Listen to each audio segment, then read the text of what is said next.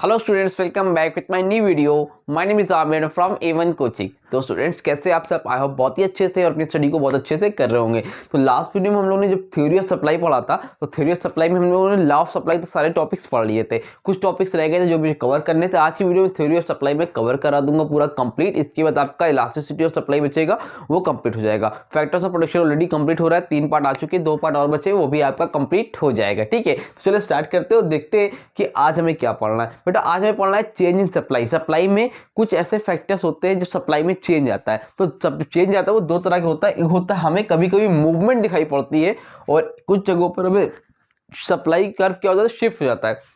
मतलब movement of the supply curve, second is shift of the supply curve. ठीक है, तो ये बोल रहे हैं कि कभी कभी हमें मूवमेंट दिखाई पड़ती है सप्लाई कर्व में, और कभी कभी हमें क्या होती है, शिफ्ट होती है। ये क्या होता है, डिमांड में चैप्टर मैंने आप लोगों को बताया था। अगर जिसने पढ़ा होगा उसको उसमें कोई प्रॉब्लम नहीं होगी, नहीं पढ़ा है तो अब देख लो, अब समझ में आ जाएगा। ठीक है, तो ये बोल रहे हैं कि अक्सर जब कभी भी प्राइस की वजह से, प्राइस में चेंज होने की वजह से अगर सप्लाई में चेंज आ जाए, मान लो प्राइस किसी भी चीज का 10 रुपए था, प्राइस कितना था बेटा, 10 रुपए था, तब उसकी सप्लाई कितनी थी, 100 थी। लेकिन जब प्राइस 20 हो गई तो सप्लाई कितनी हो गई, 200 हो गई। कहने का मतलब क्या है, यहाँ पर जब प्राइस जैसे ही बढ़ा सप्लाई क्या हो गई, बढ़ गई। ठीक है, और प्राइस जैसे ही क्या हुआ, घटा, तो वहां पर 20 से 10 हुआ, सप्लाई क्या हो गई, कम हो गई। ये इस बात को रिप्रेजेंट कर रहा है कि जब कभी भी प्राइस में चेंज आता है, जब कभी भी प्राइस में चेंज आएगा तो उसकी सप्लाई में भी क्या होगा, चेंज आ रहा है, तो उसको हम लोग क्या बोलते हैं, movement of the supply curve. ठीक है,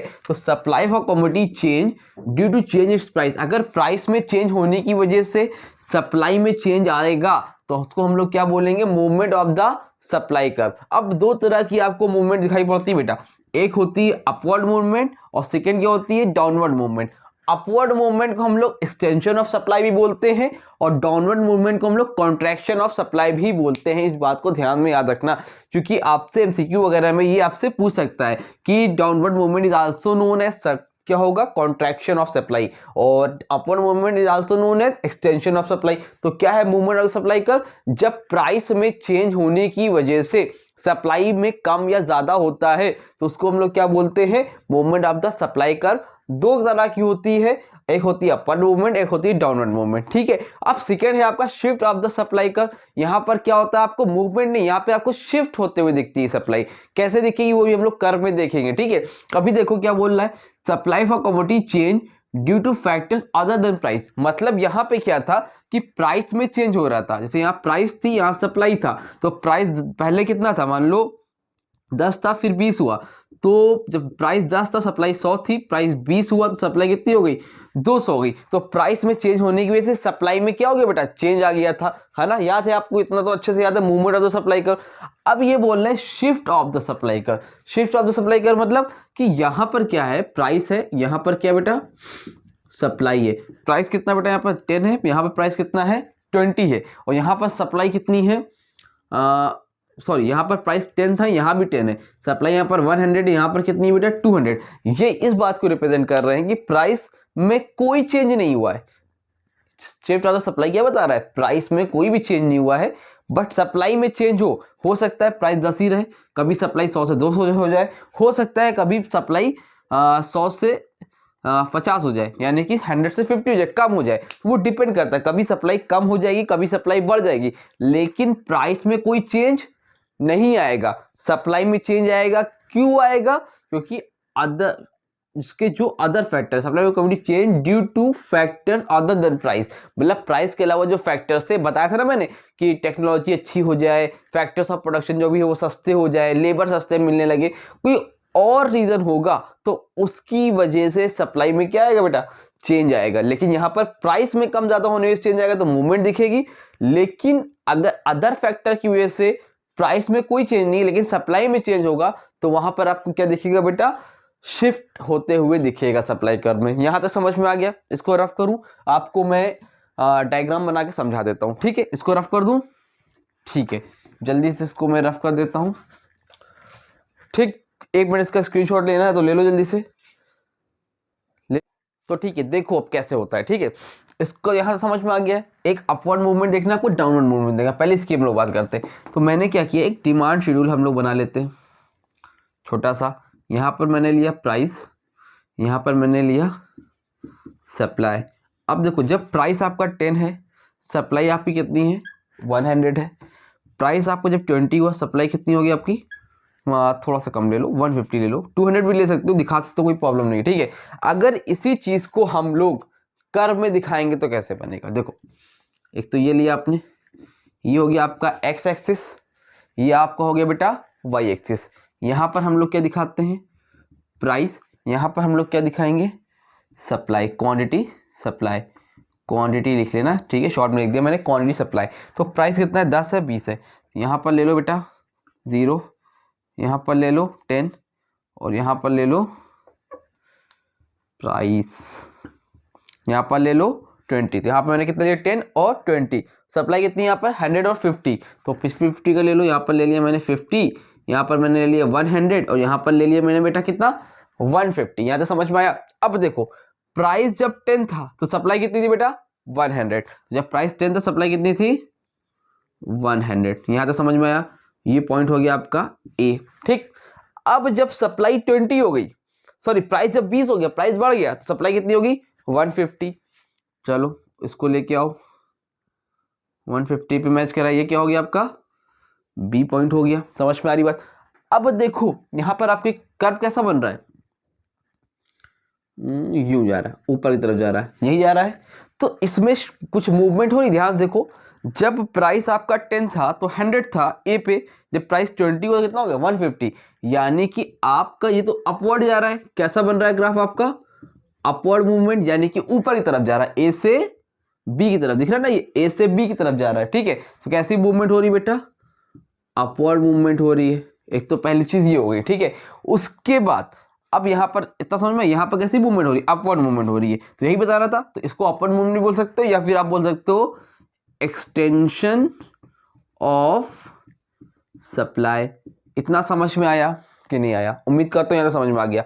अब मैं आपको दिखाता हूं कॉन्ट्रैक्शन ऑफ सप्लाई, इसी में दिखाता हूं, ठीक है। देखो कॉन्ट्रैक्शन ऑफ सप्लाई के लिए हम लोग एक ठो ले लेते हैं, यहां पर मैंने लिया प्राइस का, यहां पर मैंने लिया सप्लाई का, ठीक है बेटा। प्राइस और सप्लाई, प्राइस कितना है 10 और 20, तो प्राइस कितना है 10 20, ठीक है। अब सॉरी यहाँ पर आपने प्राइस तो चेंज किया था, ठीक है 10 और 20। अब बताओ प्राइस क्या है इतना 10 है, यहाँ पर कितना है 20 है। अब अगर इसको हम लोग दिखाएं कि जब प्राइस 10 था और 20 था, एक मिनट,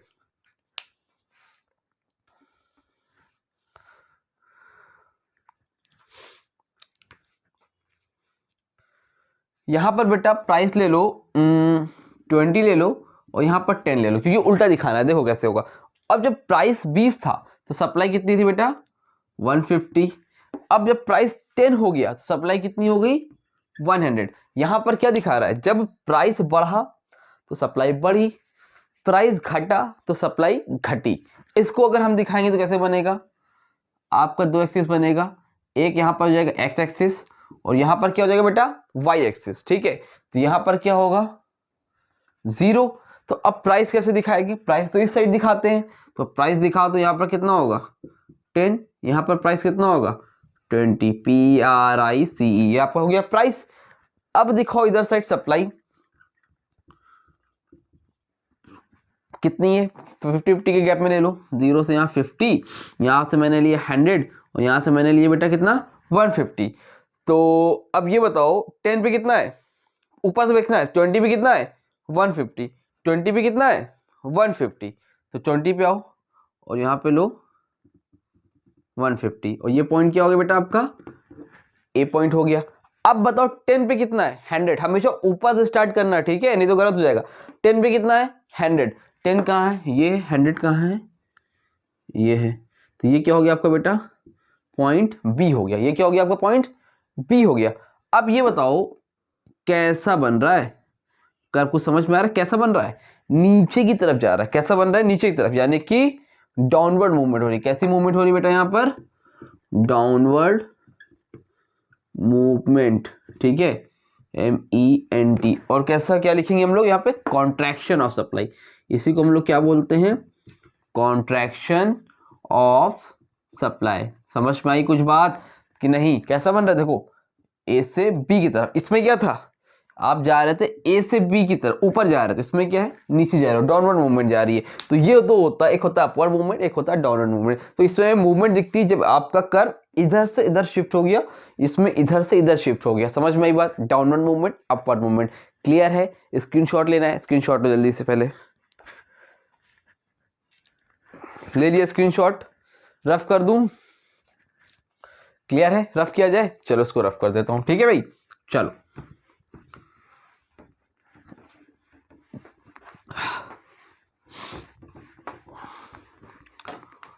अब देखो आगे क्या है, shift of the supply curve. ये कैसे बनता है बेटा? तो इसको भी रफ कर दूं, ऐसा कोई काम तो है नहीं, ठीक है। यहाँ पे रफ कर दूं, थोड़ा स्पेस हो जाएगा, ठीक है। Shift of the supply curve, number 1 पर increase in supply. Increase in supply, इसमें चेंज हो रहा है। यहाँ पे आपने लिखा प्राइस, यहाँ पे आपने लिखा सप्लाई, आपने लिखा प्राइस और सप्लाई। अब देखो समझना, सप्लाई इंक्रीज हो रही है, सप्लाई डिक्रीज हो रही है। कैसे होगा? अदर फैक्टर की बात हो रही है, यानी कि प्राइस यहाँ पर भी 10 है, प्राइस यहाँ पर भी 10 है। सप्लाई कितनी हो गई? 100 हो गई। यहाँ पर कितनी हो गई? 150 हो गई। यानी कि प्राइस में कोई चेंज नहीं है बेटा जी, लेकिन सप्लाई में क्या है? चेंज हो रहा है। कैसे बनाएंगे इसको? कर्व में रिप्रेजेंट करो जल्दी से। यहाँ पे दो बनाओ, एक एक्स एक्सिस, एक आपका क्या हो गया बेटा वाई एक्सिस। यहाँ पे लो 0, यहाँ पे लो प्राइस ले लो 5, फिर ले लो प्राइस 10। यहाँ पर क्या ले लें 50 का, 50, 100, 150, ठीक है। अब देखते हैं शिफ्ट कैसे होता है, ठीक है। देखो 10 पे 100, 10 पे 100, थोड़ा सा इधर आओ, ये हो गया आपका पॉइंट ए, ठीक है बेटा। अब देखो 10 पे 150 हो गया, मतलब प्राइस में कोई चेंज नहीं है, लेकिन सप्लाई क्या होगी? चेंज होगी। कोई भी फैक्टर हो सकता है, फैक्ट्री का प्रोडक्शन सस्ते हो गए हो, लेबर सस्ते मिल रहे हो, टेक्नोलॉजी अच्छी हो गई हो, तो इस सारी रीजन से सप्लाई क्या हो गई? बढ़ गई है। प्राइस की वजह से नहीं हुए, कोई और रीजन था। तो 10 ही प्राइस में सप्लाई बढ़ गई, तो 10 की जगह कितना होगा सेकेंड पॉइंट में? 150। यहीं पे मान लो सपोज ये 150 है, ये क्या हो गया आपका पॉइंट बी। अब देखो यहाँ पे क्या हो रहा है? शिफ्ट हो रहा है सप्लाई। देखो उसमें यूं हो रहा था, है ना, एक जगह से एक पॉइंट ए था, ए बी था, अभी जो आपने पढ़ा एक्सटेंशन ऑफ सप्लाई में। लेकिन इसमें क्या हो रहा है? शिफ्ट ऑफ सप्लाई, यानी इंक्रीज इन सप्लाई। आप ए से बी की तरफ जा रहे हो, दिख रहा है? ए से बी की तरफ जा रहे हो, इसी को हम लोग क्या बोलते हैं बेटा? Increase in supply. क्या बोलते हैं? इंक्रीज इन सप्लाई, ठीक है। समझ में आ गया? क्लियर हुआ? अब देखो आगे दूसरा लो, एक डिमांड शेड्यूल मैंने बनाया और यहाँ पर मैंने दिखाया प्राइस, यहाँ पर मैंने दिखाई सप्लाई। प्राइस कितना था यहाँ पर? 10, यहाँ पर भी प्राइस कितना है? 10। प्राइस में यहाँ भी कोई चेंज नहीं है, कोई और फैक्टर है। तो यहाँ पर कितना थी सप्लाई? 100। यहाँ पर सप्लाई कितनी है बेटा? यहाँ पर मान लो 50। ये क्या बता रहा है? यहाँ पर ये बताना चाह रहे हैं कि देखो जो प्राइस 10 था, सप्लाई बढ़ी थी। यहाँ पर प्राइस अभी भी उतना ही है, लेकिन सप्लाई घट गई। हो सकता है टेक्नोलॉजी अच्छी नहीं हो, फैक्टर ऑफ प्रोडक्शन अच्छे नहीं हो, कोई भी मैटर हो सकता है, इसकी वजह से सप्लाई घट गई, लेकिन प्राइस की वजह से नहीं हुआ, कोई और रीजन की वजह से हुआ। तो इसमें क्या होगा? आप बनाओगे एक एक्स एक्सिस, एक बनाओगे बेटा जी वाई एक्सिस। यहाँ पे लेके आओगे 0, यहाँ पे क्या है? प्राइस आपका 5, यहाँ पर प्राइस आपका है क्या? 10। सप्लाई में आप यहाँ दिखाओगे 50, यहाँ आप सप्लाई में दिखाओगे 100। एक और ले लो थोड़ा सा, आप यहाँ दिखाओगे 150, ठीक है, एक्स एक्सिस। अब ये बताओ हमें आप लोग 10 पे कितना है बेटा? 100। तो 10 पे कितना है? 100। यहाँ से जाओ 100, ये हो गया। ये पैसा कैसा हो गया? आपका पॉइंट ए हो गया। अब आगे देखो प्राइस कितना है? 10, सप्लाई कितनी है? 50, यानी कि 10 से 50, 10 से 50 यहाँ पे लो और नीचे की तरफ आ जाओ। ये कैसा पॉइंट हो गया बेटा? बी। समझ में आई बात? तो यानी कि शिफ्टमेंट कैसे देखने को मिल रही है? ए से बी। यहाँ पे क्या था? यहाँ पे क्या था? ए से बी जा रहे थे आप, है ना। यहाँ पे क्या हो रहा है? इधर साइड ए से बी जा रहे हो, सप्लाई क्या हो रही है? Decrease in supply. इसको हम लोग क्या बोलते हैं? Decrease in supply. समझ में आया कि नहीं आया? इसलिए स्क्रीनशॉट लो पहले, इसका ले लिया स्क्रीनशॉट, कोई दिक्कत नहीं है। चलो उम्मीद करता हूं अच्छे से समझ में आपको ये टॉपिक आ गया होगा। 2-4 बार इसको बना बना के प्रैक्टिस करो, पेपर में आएगा, गलत मत करके चले आना, इंपॉर्टेंट है, पहले से बता दे रहा हूँ, ठीक है। ये खत्म, ये भी खत्म। अब आपके 2 टॉपिक बचा है, इसमें बचा है आपका इकोनॉमिक्स में, एक तो आपका बचा है इलास्टिसिटी ऑफ सप्लाई और फैक्टर अफेक्टिंग, वो नेक्स्ट वीडियो में आ जाएगा। और बचा है फैक्टर ऑफ प्रोडक्शन में कैपिटल और एंटरप्रेन्योर, वो भी बस। उसके अलावा पूरा सिलेबस कंप्लीट है, कुछ भी पढ़ना चाहो, कॉमर्स, इकोनॉमिक्स, एसएसटी यानी कि हिस्ट्री, ज्योग्राफी, सिविक्स या फिर इंग्लिश, पोएम वगैरह कुछ भी पढ़ना चाहते हो, सब अपलोडेड है। तो आपके इंपॉर्टेंट क्वेश्चन जो लिस्ट है वो मैं अपलोड करूंगा, उसको भी डाउनलोड वगैरह कर लेना। कोई प्रॉब्लम हो तो कमेंट सेक्शन में कमेंट कर लेना, इंस्टाग्राम पे कांटेक्ट कर लेना A1 कोचिंग 1 2 3 4 पर, ठीक है। चलो मिलेंगे न्यू वीडियो में, और वीडियो अच्छी लगी तो वीडियो को लाइक कर लेना, अपने दोस्तों को भी शेयर कर देना। मिलते अपनी न्यू वीडियो में, तब तक के लिए थैंक यू सो मच।